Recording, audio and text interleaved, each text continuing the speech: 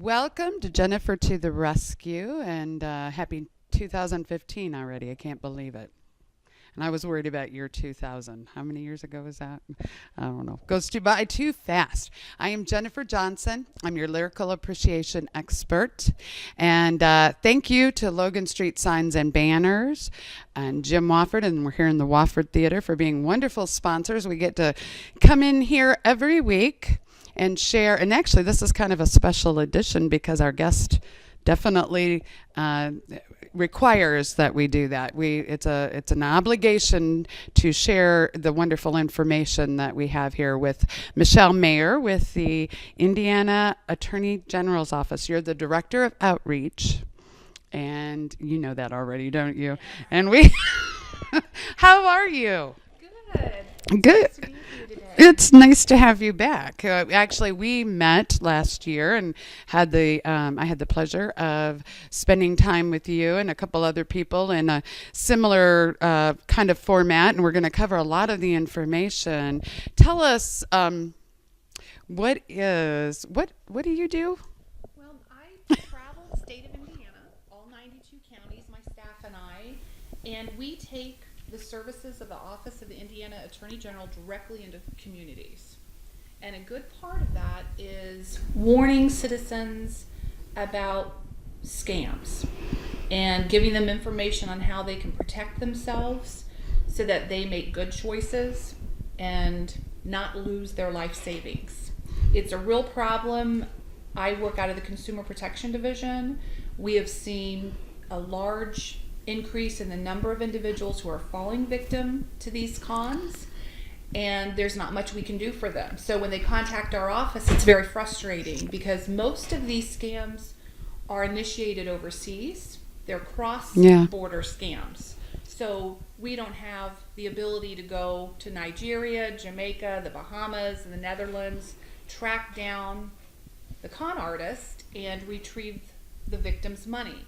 So the best resources that we can offer many times is to go out, educate individuals in front of the scams so that they know to make the best decisions. So it's education. Education and empowerment. Empowerment. Because if someone is reassured that they're making the right decision, they don't second guess themselves, they're not worrying about it, they're not going to lose sleep. They know it was the right thing to do is to hang up the telephone and not worry about whether they won the $1 million or not. Oh. They know they're making the right decision, and then they can sleep better. And it's amazing. I was telling somebody this morning I was going to be, have you back on the show. I was so excited. And she said, well, ask her about this. So she showed me this email that she had gotten. It might have been a text or an email that had been sent to her phone through, you know what I'm talking about. But anyway, it was talking about somebody who wanted her to send her. She does promotional products, and it was like, she goes, I'm sure this is a scam. And I said, yeah, it probably is. But what a job you have in your department, and the 5 of you in your department, right, to get to these 92 counties. You're very busy, and I know you're very passionate about what you do, and it's obvious because I've spent enough time with you. It's very obvious. And you know what? I've got some of these notes. Tell us just a little bit, and we're going to dig a lot more in deeper. Right, let's just start with the basics. Yes. And let's I'll let talk you. about what scammers Right, ask you to exactly. do. They want you to send them money. So usually scammers don't like to work too hard. So we have found that they usually ask the victims to wire them money. So if they're in Jamaica, they may have actually told you they're here in the United States, maybe in New York City, Florida, Washington, D.C., or even here in Noblesville. But they're going to ask them to wire money, and they will do the research ahead of time, look up the victim's address, and know exactly where the closest Western Union office is or MoneyGram. Right. And you can wire money anywhere in the world these days, and anyone can pick that money up. The problem is it's just like sending cash, literally. So if you're sending to a stranger, when they pick that money up, they're not leaving a signature, a name, a telephone number, a fingerprint. Nothing. It's like Casper the Friendly Ghost picking up that money. We cannot track down the recipient and retrieve your funds. A second way that they like to receive funds, they love to individuals to share their bank account information and try to do payments over the phone, and you never ever want to give your routing number and checking account number over the phone to a stranger. But another way that they request funds, they're called money pack or green dot cards. They instruct the victim to go to Walgreens, CVS, Walmart. You purchase these cards for $4.95. They're just like a little debit card. And you can load up to $500 per card. So if the scammer is asking you to send $2,500, they're going to ask you to send 5 of those cards.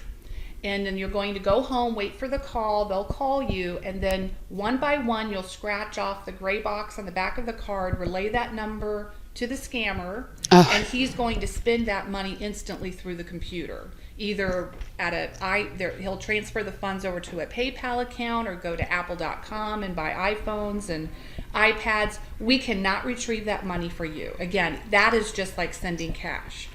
I am aware that they are in the process of changing the name of the green dot cards over to vanilla cards. That's going to be happening in the year 2015, so if you hear anything about vanilla cards, the red flag should also go up. But again, the type of transfer that they're asking for this money, it's very easy for them, but it's not easy for us to try to retrieve it or track and see who actually picked up those funds. You know what? I think it took me until you just said that. Of course it's going to be hard. You can't get that money back. It's gone.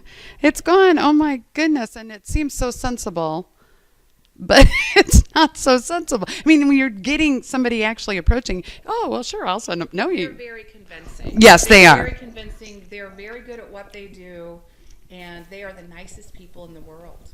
And they know how to victimize individuals and convince them to do something they shouldn't be doing. Exactly.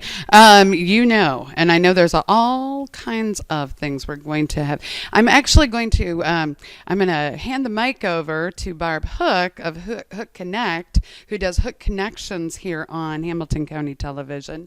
And she does a lot of work directly uses the resources that you wonderful people provide and actually we want to make sure they do know how to find. What is the website? It's indianaconsumer.com. We have all sorts of tools and information that individuals can access. And then my telephone number, if someone's interested it's in right on additional information, right on the screen as well, the 234-6668. Okay. Well, we're going to, like I said, we're going to come back in just a minute, 2 minutes, and I'm going to hand the mic over to Barb Hook so you can dig a little bit deeper, and I'll see you again in a few minutes. Be right back. You know, when Margaret and I decided to sell the old estate here, we had only one choice in signage. Logan Street signs and banners. Conveniently not located on Logan Street anymore, but rather located on 10th Street on the south side of Noblesville. Well, we sold the old beauty, and we were able to buy this wonderful estate. And we had so much money left over, I was able to buy this beautiful 1968 Eldorado Cadillac for Margaret. Only 472,000 miles. Margaret loves it because it's got those big seats and that heavy-duty suspension to support her svelte frame. Next time you're looking for signs or banners, call old Jim at Logan Street Signs and Banners, 773-7200. Conveniently not located on Logan Street anymore. Everyone knows it's easy to find first-run movies in the big theaters. But where can you go to watch your favorite classic movies on the big screen for the perfect night out? Why rent a flick when you can rent the entire theater? Call today to reserve our 32-seat theater for your next event or just stop by to see what's showing this weekend.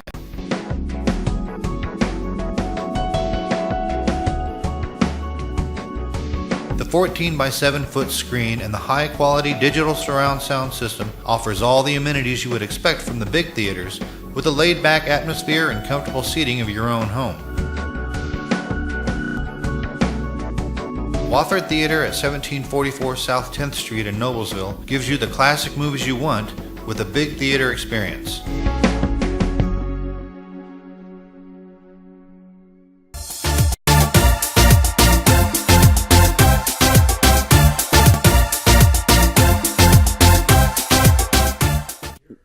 Welcome back to Jennifer to the Rescue. My name is Barbara Hook with Hook Connect, and I actually host the show that's on at 3 o'clock in the afternoon called Hook Connections.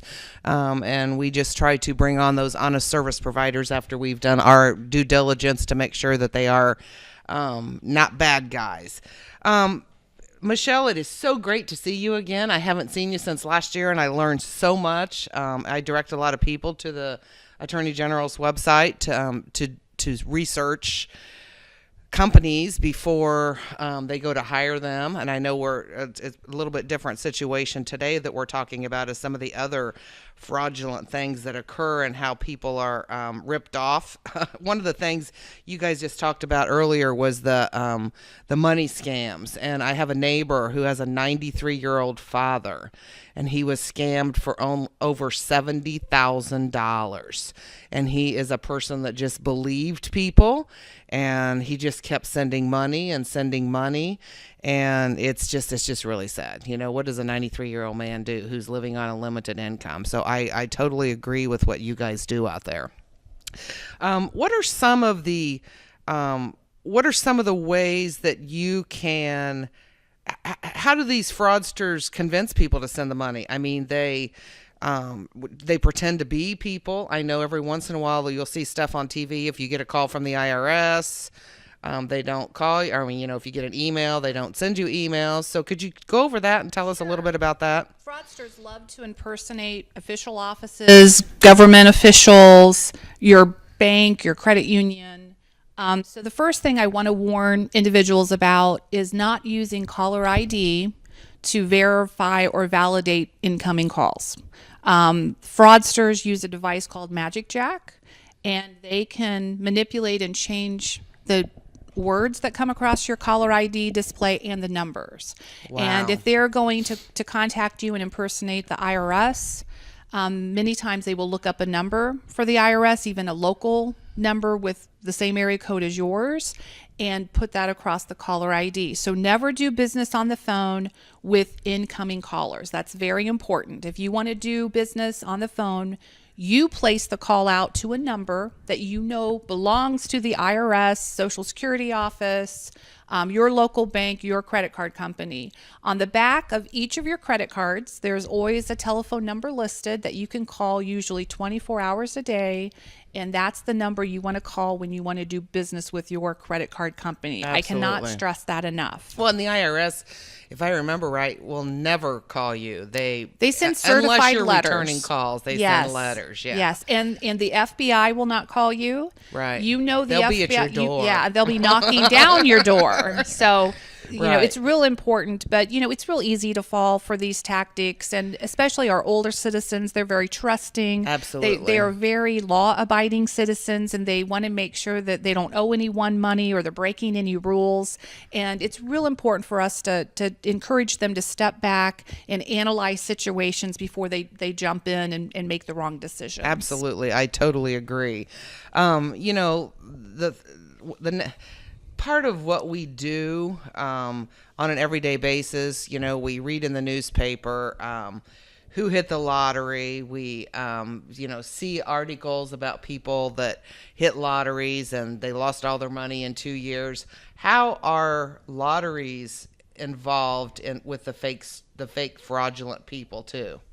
Well, an official lottery, you're going to know if you entered that contest. Right. You either purchased a ticket or you filled out a sweepstakes form. It's not something that you're going to win without knowing that you are part of the contest. So that is an area where we see the largest number of dollars lost is the fake lottery and sweepstakes calls. Amazing. The number one group that the scammers like to impersonate is Publishers Clearinghouse. Mm-hmm. And many times they will call and act like they're Publishers Clearinghouse, but I've also worked with some victims where the initial call, the scammer pretended to be an FBI agent. And they said that the victim had one Publishers Clearinghouse, $4.6 million, but someone in the mailroom at Publishers Clearinghouse and intercepted the notification. They had collected the money and they had taken the money to Madrid, Spain, and they wanted the victim to wire money to Madrid, Spain to get the money back into the country so that they could help her collect it. And this particular victim that fell for this scam knew it did not sound on the up and up, and she actually called her local police department and she told them about it, and she told the scammer, I'm going to report you to the local police. So several days later, the scammers called back, pretended to be the local police, changed the caller ID, looked up a number, looked up an actual sergeant's name in the Fort Wayne Police Department, told her that not to send the money. You know, this is Sergeant Meeks. Wow. This is a scam. Don't send money. And then called back several days later, pretended to be Sergeant Meeks again, convinced her to send the money, told him he was wrong. He had done the research. She did win, and she needed to send the money to collect the huge package back. So they use many tactics with the fake lotteries and sweepstakes, but there's a couple rules I want all of your viewers to always remember. Rule number 1, it is illegal for you to play or win a contest in another country. So if someone's contacting you, telling you that you've won the Australian sweepstakes, the Irish lottery, Right. if it's in another country overseas, hang up that telephone. It is illegal for you to play it, and it is illegal for you to win it. So you don't have to be stressed out about that. Just know that hang up the telephone. The second thing I want everyone to remember, if it's a legitimate contest, the organizers of that contest will never ever ask you to send money to collect the prize, whether you've won a laptop computer, a free trip, a car, or $1 million. If it's legitimate and it's on the up and up, any taxes, handling fees, processing fees will all come out of the winnings, and you will have that opportunity to pay, or you will have the opportunity to pay the taxes later on April 15th when you file your taxes. Or you can even ask for an extension. Absolutely. And have your accountant help you with all that. So as soon as someone asks you to send money to get a prize, hang up that telephone. You know it's not legitimate. Now, having said that, if someone tells you that they're willing to send you a check to cover the taxes and the handling fees or custom fees or processing fees, I'm sure that check is good, right? the check is no good. And, you know, the account is probably not existent, or if it is, they haven't loaded the $3,500 in there that they're requesting. The problem is our financial institutions are not able to determine if a check is good or not. Absolutely. So you take it into your bank or your credit union. You might even wait 10 days and you don't hear anything back. So, okay, I think I can go ahead and wire them the $3,500. But it's real important to understand that fake checks may take up to 6 months to bounce. Oh my. So you may not even know for 6 months that that check that you took in was no good, and that financial institution is going to withdraw the $3,500 out of your account immediately. No questions asked. And in the meantime, you've wired the scammers money, and you've probably continued to wire the money. You've probably started to trust them. You're concerned about getting your initial investment back, and they'll call back and say, now you've won $10 million instead of $1 million, and they need this amount of money from you. So it's never ending. But be very careful. The fake lotteries and sweepstakes, we see a lot of money lost with those. Right. Wow, that's kind of scary. The thing that really disturbs me is, we need to take a real quick break, and we'll be back in the next segment interviewing Michelle Mayer. Michelle, could you tell them again the phone number where an individual can call the Attorney General's Office for Consumers? It's area code 317-234-6668 is actually my direct line. Okay, great. And we will be right back. Okay, thanks. You know, when Margaret and I decided to sell the old estate here, we had only one choice in signage. Logan Street signs and banners. Conveniently not located on Logan Street anymore, but rather located on 10th Street on the south side of Noblesville.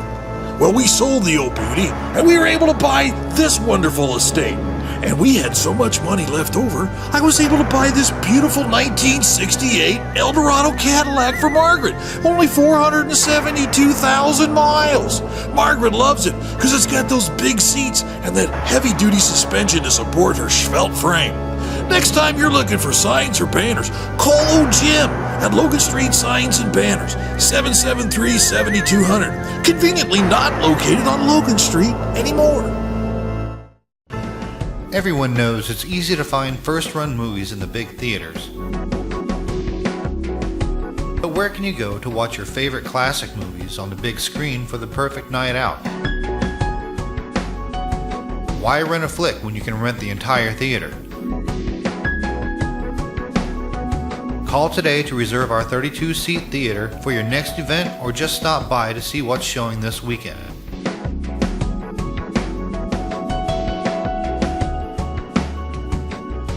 The 14 by 7 foot screen and the high quality digital surround sound system offers all the amenities you would expect from the big theaters, with a laid back atmosphere and comfortable seating of your own home. Wofford Theater at 1744 South 10th Street in Noblesville gives you the classic movies you want with a big theater experience.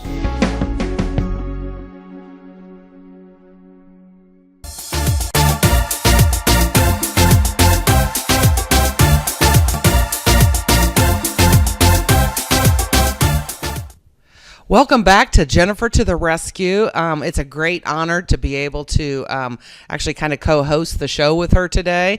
We have one of my favorite departments in the state of Indiana, the Indiana Attorney General's Office, is our guest today.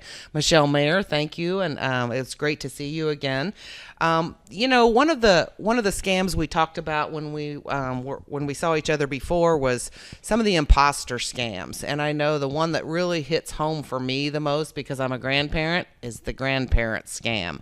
Could you just let the consumer know exactly what some of these scams are and what to beware of? Sure. The grandparent scam is when someone contacts an individual and they pretend to be a grandchild, and they claim that they've been in a car accident or they're in Mexico and they've been arrested, and they're asking grandma or grandpa for money. And usually these calls come in the middle of the night, and whenever we get a call in the middle of the night, we instantly panic and maybe not make the best decisions. But we may not be able to hear very well either, and not recognize that that's not actually your grandson. It's amazing when I've talked to victims how closely these individuals sound like their grandchild.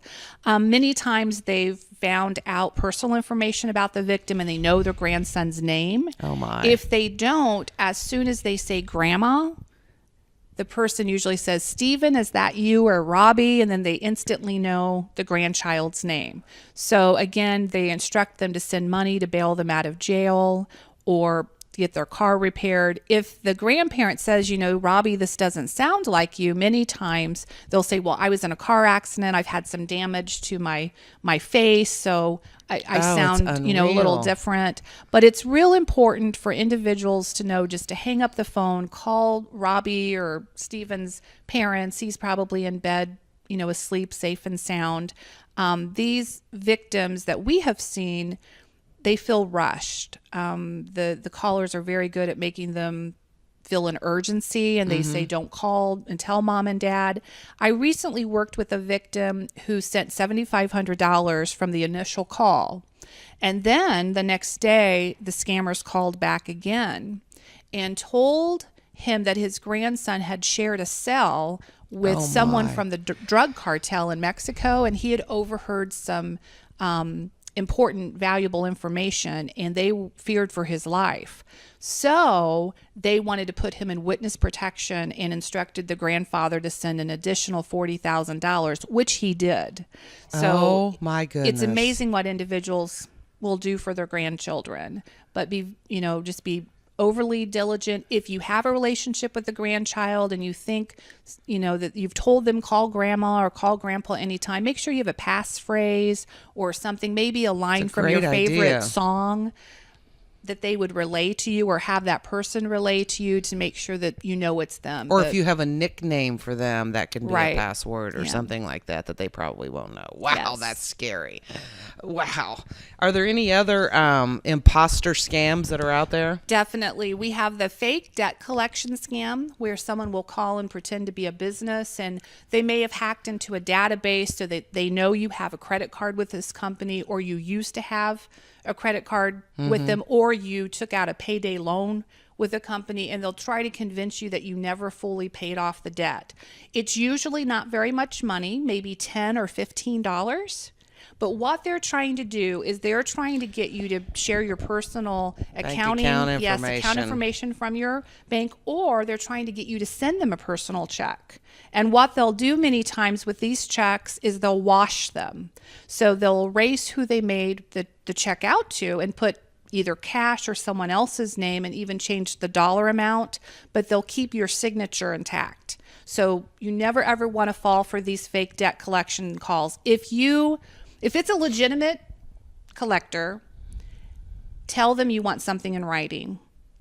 And if you have applied for a line of credit with them in the past or the file that they're calling about, they'll be able to contact the reporting agencies and get your current address. If they ask you for an address, just go ahead and hang up the phone. You know it's not legitimate, but you have the right, even if you owe them the money, to request something in writing. Wow. We've also seen recently a lot of calls where someone is told that they missed jury duty and they need to go out and get a green dot card for $200 or they're going to be arrested. I think I saw that on your Facebook That was page. just recently. Yeah. And then another calls, we always see the fake IRS calls, and ironically, there's also a lot of fake emails that look like they're coming from the IRS. And like I said before, if the IRS wants to contact you, they're going to send you a certified letter. They're not going to call you.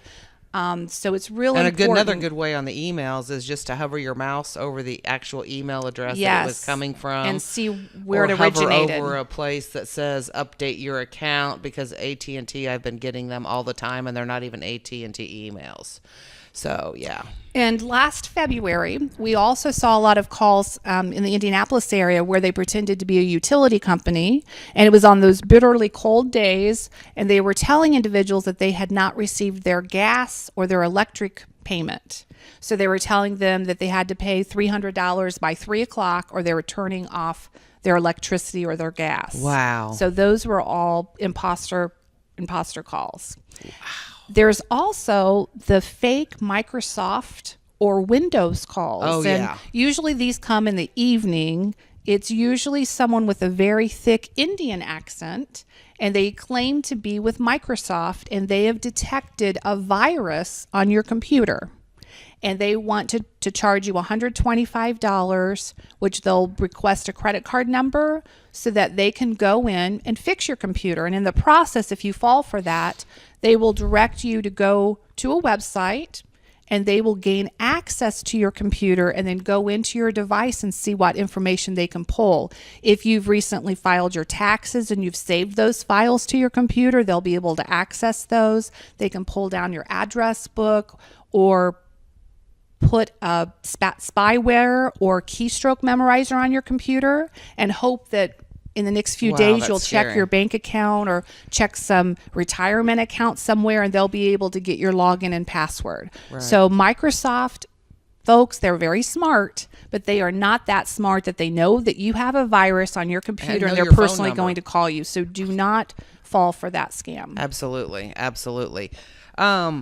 You know, the part about the IRS is the scary part, because I think people, especially around this time of year, you know, it's close to filing for their taxes and right after filing season, can just briefly go over some of the IRS scams. Well, number one, it's not clicking on something you shouldn't click on. So if you do get an email and it looks like last year I filed my taxes on April 15th. I waited till the last day, and the very next day I got an email, one of these fake emails that said it was from the IRS, and I actually should have received a refund, and they wanted my bank account information. So I knew better than that. I mean, I paid my taxes the day before. I had my secure login for the signature. Don't you wish it would have been a refund? Yes, but I knew not. But, you know, someone may fall for that because we're just now getting used to filing things electronically. Absolutely. And you gave the IRS your email address, and you just sit your taxes in. So that's a perfect example of where they're taking advantage of the time of the year and sending all those out the day after the due date. Right. Well, it was great seeing you, Michelle, and Jennifer's going to take care of the last segment, and we will be right back. Great. Thank you.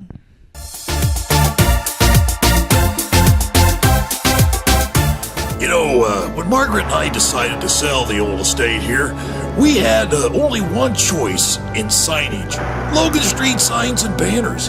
Conveniently not located on Logan Street anymore, but rather located on 10th Street on the south side of Noblesville. Well, we sold the old beauty, and we were able to buy this wonderful estate. And we had so much money left over, I was able to buy this beautiful 1968 Eldorado Cadillac for Margaret. Only 472,000 miles. Margaret loves it because it's got those big seats and that heavy-duty suspension to support her svelte frame. Next time you're looking for signs or banners, call old Jim at Logan Street Signs and Banners, 773-7200. Conveniently not located on Logan Street anymore. Everyone knows it's easy to find first-run movies in the big theaters. But where can you go to watch your favorite classic movies on the big screen for the perfect night out? Why rent a flick when you can rent the entire theater? Call today to reserve our 32-seat theater for your next event, or just stop by to see what's showing this weekend.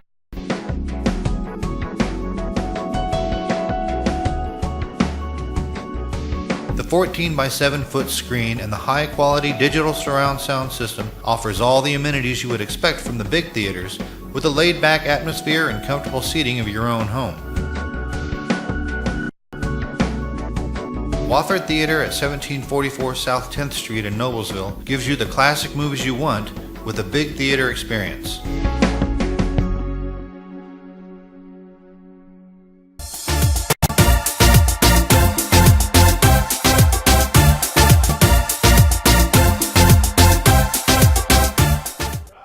Well, I am back. I don't look like Barb Hook, do I? I'm Jennifer Johnson, Jennifer to the Rescue, and this has been a special edition of Jennifer to the Rescue. I've just been, and I'm sure everybody that's been watching or involved here is just amazed at the things that are going on. This is Michelle Mayer, and she is with the Attorney General's Office of Indiana. And she's the director of outreach. And if you've been viewing, you know all about this stuff. But I just get the wonderful pleasure of kind of wrapping it all up. But we got some things to cover first. So how do these scammers get our contact information? How does that happen? Well, more than likely, they've purchased it. Oh, they really buy it. You know, about a year ago, Target experienced a data breach. Exactly. So it was over 100 million individuals' personal information was released out to third party. Well, the third party then has different options and things they want to use that information for, but many times they will sell off individuals' names, telephone numbers, if they have email addresses or mailing addresses, to another party who wants to call and try to scam them. But we've also found that many times magazines will actually sell contact information. So that's one of the first things I want to do is warn your viewers, when you subscribe to a magazine, do not give them your first name. Only give them a first initial and your last name. That way, if they call you, if they sell it to someone who's going to call you, they're not going to know whether to ask for Mr. Smith or Mrs. Smith. They don't know if you're a man or a woman. If you take several magazines, consider putting each magazine in a different pet's name so that you can track and you know, okay, this magazine sold my information because they just called and asked for Fluffy or Fido, or I just got a letter for Sparky. Yeah. Also, do not give a magazine company your telephone number or your email address. They do not need that information. They need your mailing address. No you want that email magazine to get into your mailbox every month. Sorry. Yeah. They don't need the additional information. So no email and no phone number. Right. Okay. And from now on, when you're asked to fill out registration forms or any type of form requesting personal information, stop and think, does this group or business really need my email address, my telephone number? If you have a mobile phone and a home phone, never put both of those, and never list your mobile phone as a mobile phone. Many of us have given up our landlines and we only have mobile numbers. Just put that under the home number, and that way they won't try to text you or know that that's a mobile telephone number. But sometimes you don't have a choice but to share personal information, but in some instances, do the best that you can to try to guard it.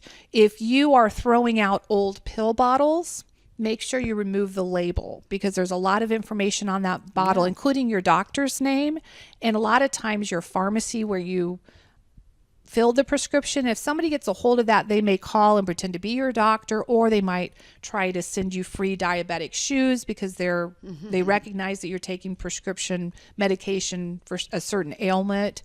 But just from now on, think about that before you start throwing things away. Make sure you shred personal documents. Your kids always want to know what you want for Christmas, Mother's Day, your birthday. Tell them a cross-cut shredder, maybe even ask for 2 so you can, That's a great can idea. have them in a couple different places in your house. That's a great idea. So that Yeah. as soon as you get junk mail and you want to shred it, you can just put it through the shredder. Oh, that is a great idea. I think that's a new tidbit. You didn't share that last time. So what do you do if you're a victim? Well, if you are a victim of a scam, or if you get a phone call and you're not quite sure what to do, you can contact our office. If you actually lose money, you definitely want to go to ftc.gov and file a complaint. Is it .gov or .org? I believe it's .gov. Okay. But That's okay. ftc.gov. .gov. Okay. You want to go there and file a complaint, and you can file a complaint with our office as well. More than likely, if it's a cross-border scam, we may not be able to do much for you. Now, in the course of all of this, if a scammer has convinced you to share your social security number and you are vulnerable for identity theft, then you might want to take additional steps and actually lock down your social security number and put a security freeze on it so that someone can't use it to open up a line of credit. And all of this information is on our website at the indianaconsumer.com page. But again, you want to report it if you can, and you don't want to be re-victimized. So I want to warn your viewers, even if you've just sent a few $100s or a couple $1,000 and then the light bulb goes off and you know that you made a mistake, if you used a personal check or shared that information, contact your financial institution and get an alert put on your account and maybe even get it changed. Again, if you shared personal information, keep track of what you shared.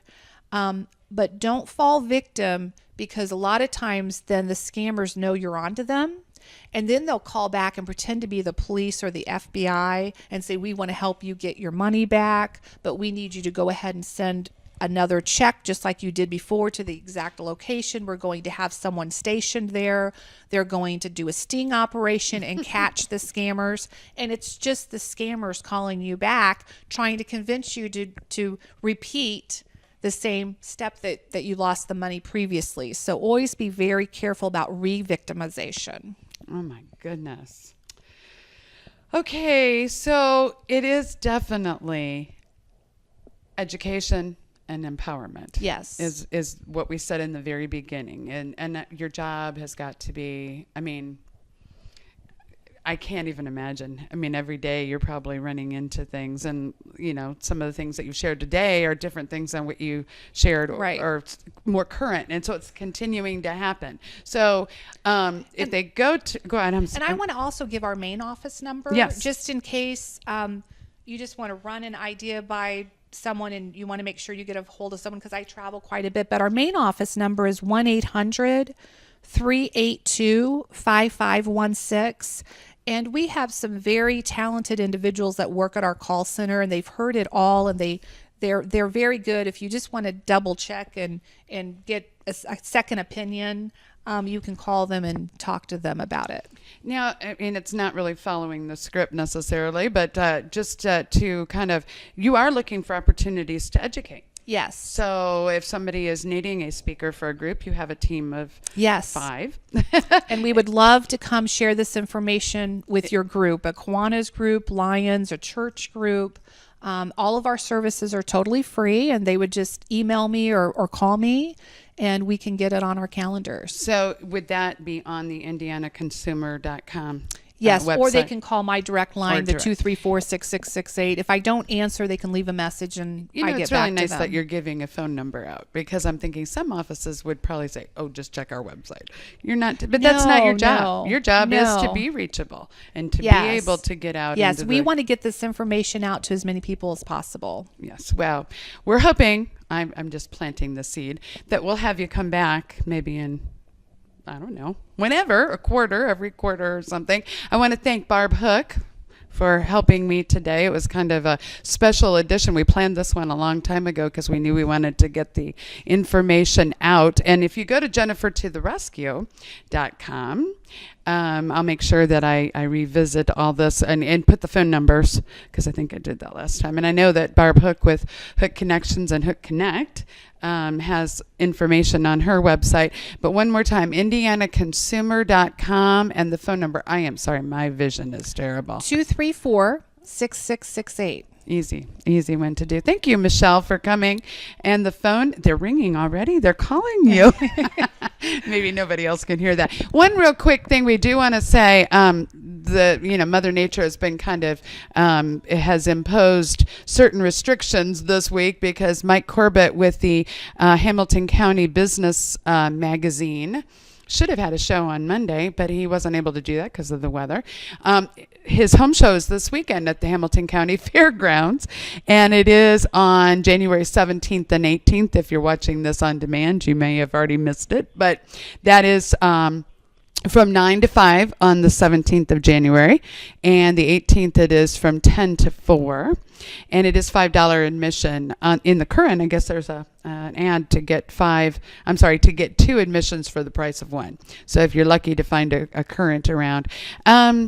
I know, Michelle, you basically said, and we're just going to, I think this is a good way to end it, the 2 main points. I'd written them down before, because I tell people all this stuff, so it didn't get wasted on this brain, I've been sure. It really hasn't. Just say it again. One more. Do not send money to strangers. That just kind of makes common sense, but I've done that. And Not do not recently. share personal information with strangers. Yeah. Do not do business on the phone with incoming calls. Okay. Always hang up, look up the number for that agency or office. Then you can place the call out. If they're pretending to be your credit card company, you can call and say, "Hey, I want to talk to someone in the fraud department," and then they can tell you if somebody called you or not, and then you can feel comfortable doing business on the phone. Okay. I cannot stress that enough. If you are working on the computer, be very careful not to click on things quickly. Try not to do business on your smartphone and look at emails, because you're not able to see a big enough screen to make the right decisions on whether you want to open up an attachment. It's very easy to look and see who sent that information Right. by looking at their actual email address, and it may not be from Barb Hook. If you look to the right, that's not her email address. And like Barb said, you can hover Yeah, over exactly. a link and see where it originated. Yeah, she's not in it. And so, with that said, you can't win a lottery in another country, can you? No, you cannot win a lottery in another country, and you're never going to be asked to send money to get the prize. So as soon as they say that you have to send money, and they're always very convincing, and they have specific rules, well, this law just changed, so now you do have to send money. No. If they're asking for money up front, just hang up the phone. All right. Well, that's wonderful. It's kind of sad but what a great thing you guys do. What a wonderful service. And we thank you very much for making time. And we will try to get you back in a few months, and I'm sure you'll have new things. I know identity theft is a whole different department, or not department. And we can come back and talk but about we can that. talk. We can focus on that. And just want to say thank you for sticking around today. It's been a great show. Thank you so much, Barb Hook. Thank you so much, Thank you for Michelle having Mayer me. and Wofford Theater and Logan Street Signs and Banners. And we'll be back. Now, Jennifer to the Rescue, is actually on Tuesdays at noon now. Barb Hook is going to be coming up here before too long with Hook Connections. And we'll just see you all soon, and Happy New Year.